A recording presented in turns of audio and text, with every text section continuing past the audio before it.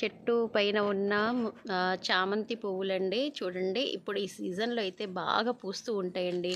చూడండి అసలు ఎంత చక్కగా పూస్తున్నాయో పూలైతే. ఇంకా నాకైతే దేవుడికి పూజకైతే నాకు ఇంట్లో చక్కగా ఇవే పూలైతే నేను పెడుతూ ఉంటానండి. ఇంకా మనం బయట కొనాల్సిన అవసరమే అనేది లేదు. చూడండి చక్కగా మనం ఇట్లా ఇంట్లో అయితే చెట్లు అయితే నాటుకోవాలి. నాటుకొని చక్కగా మనకున్న ప్లేసెస్లో అయితే ఇలా పెట్టుకోవడం. ఈ పూలు ఇలా పూసినప్పుడు చక్కగా దేవుడికి పెడితే నిజంగా చాలా బాగుంటుందండి. చూడండి ఎలా ఉందో ఫ్రెండ్స్.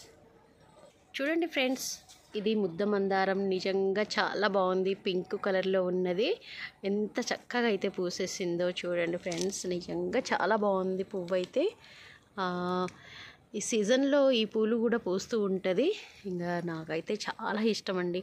చూడండి ఎంత చక్కగా అయితే పూసినాయో పువ్వులు అయితే. ఇంకా మొగ్గలు కూడా పూస్తున్నాయి. చూడండి చక్కగా మొగ్గలు కూడా ఎలా ఉన్నాయో చూడండి ఫ్రెండ్స్. చూడండి పింక్ కలర్ పువ్వు అండి. అసలు చాలా బాగున్నాయి.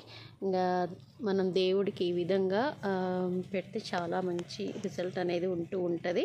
చూడండి ఫ్రెండ్స్, ఇదొక ముద్ద మందారం పువ్వు. చూడండి ఎంత చక్కగా అయితే పూస్తుందో. ఇంకా ఈ పువ్వు కూడా దేవుడికి అయితే పెడుతూ ఉంటాను ఫ్రెండ్స్. చూడండి ఫ్రెండ్స్, చక్కగా పూలైతే ఇంట్లో పూసిన పూలతో మనం దేవుడికి అయితే పెట్టుకోవచ్చు. చూడండి ఇంకా 2 పూలు మొగ్గలు అయితే పూస్తున్నాయి. వాతావరణం అయితే మబ్బు అయితే ఉంది. చూడండి ఫ్రెండ్స్, ఇది తెల్ల చామంతి పువ్వు. చూడండి ఎలా పూస్తుందో. చూడండి ఎంత చక్కని పూలు అయితే పూస్తున్నాయో. ఇంకా మొగ్గ చూడండి ఎలా ఉందో. మొగ్గలు అయితే ఎలా పూస్తున్నాయో చూడండి.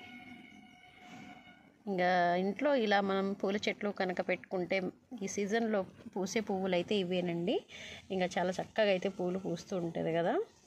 ఇప్పుడైతే కనకాంబరాలండి. నా ఇంట్లో ఉన్న కనకాంబరాల పూలు అయితే అన్నీ పోయినాయి. చెట్లు అయితే ఎవరు తీసుకెళ్లారో ఏమో, ఎవరు చేతి పడ్డదో కానీ ఇత్తనమే లేకుండా అయిపోయిందండి నాకైతే. చూడండి నేను మా ఊరు నుంచి తీసుకొచ్చి మరీ వేసాను చెట్లు అయితే. ఇంకా లాస్ట్లో నాకు లేకుండా అయితే చేసేసిరండి. చూడండి